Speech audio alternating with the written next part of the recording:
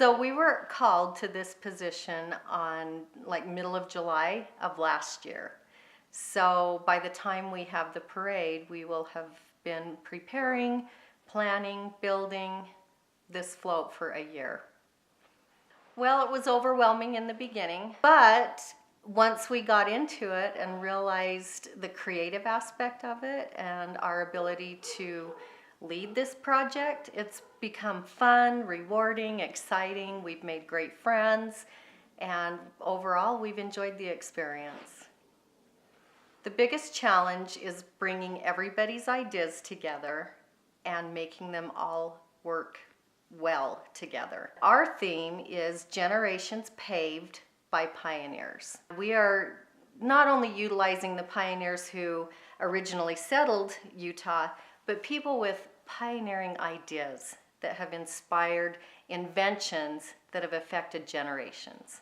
The point is, they had a part of Utah in them that carried on into the inventions that they created that have gone on to inspire and, be a part of all of our lives every single day. Each ward in the state has been represented and had the opportunity to work on the float. Some nights that would be anywhere from 20 to 40 people per ward.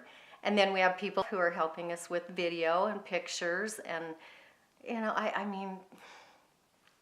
well over 100, well into the 200-300s. Lots of people have put their time into this.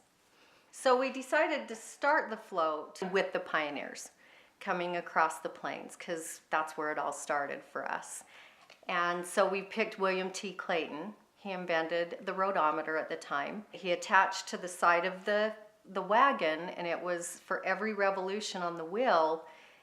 Every time the wheel would turn, it would, register on this component, and then it would give them an estimate of how many miles they had traveled. And so that's where it all began. So at the front of our float is the wagon, and we thought how fitting that it would be like almost pulling the float.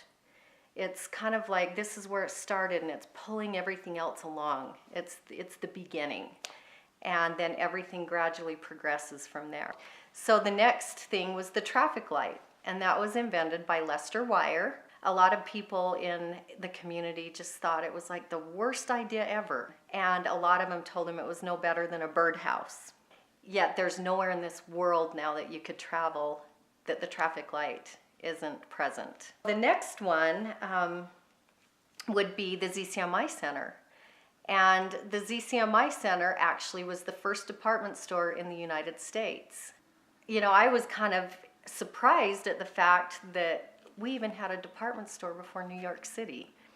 The next thing are the salt flat race cars. Now that's not so much an invention as it is just we've set lots of world records out on the salt flats, and how many people have come together on the salt flats just to have a good time. A man named Walter Frederick Morrison invented what was called the Pluto platter, and it originally started out that he was just throwing the lid to a popcorn can, and so it developed into the Pluto platter. He sold the rights to Whammo, and it became the Frisbee. And here again, there's not a place on this planet that you can't go that people don't play with the Frisbee. And that came from a man in Richfield. The next part of our float is the space program and how actively involved Utah has been with NASA. As you go around the float, we hit the Zamboni. This is one of those where this man did not invent the item here in the state of Utah, but he was born in Eureka, Utah. Then we have the television. And this was invented by Philo T. Farnsworth, and he grew up in Beaver, and he first introduced the idea of the television to his high school teacher. And his teacher was so impressed with it that he encouraged him to pursue this invention.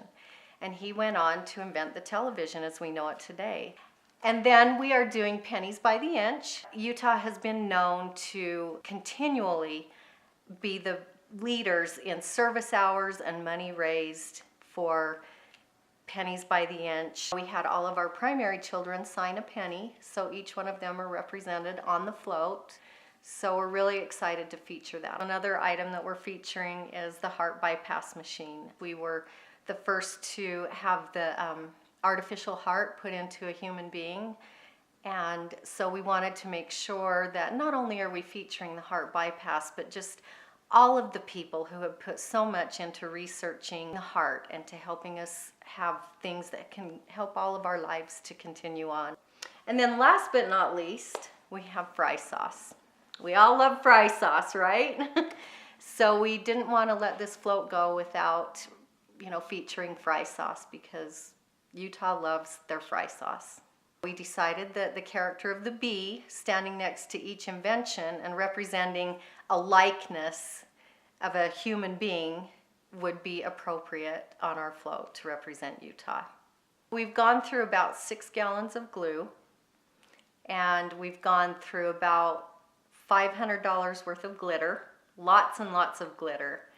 And of course you need the floral sheeting, you need lots of foam, and lots of spray paint, lots of acrylic paint, nails, staples, fluff.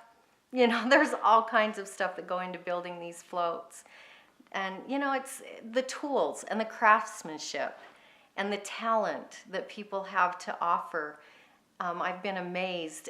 We've had fun.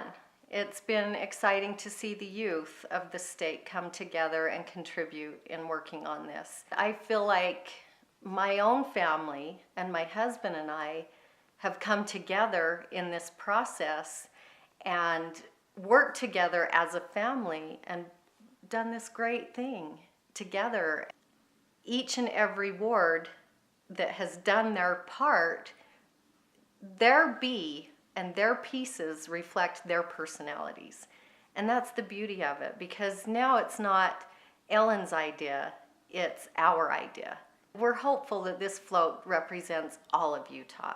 We came together as a group of people and brought to life this beautiful piece.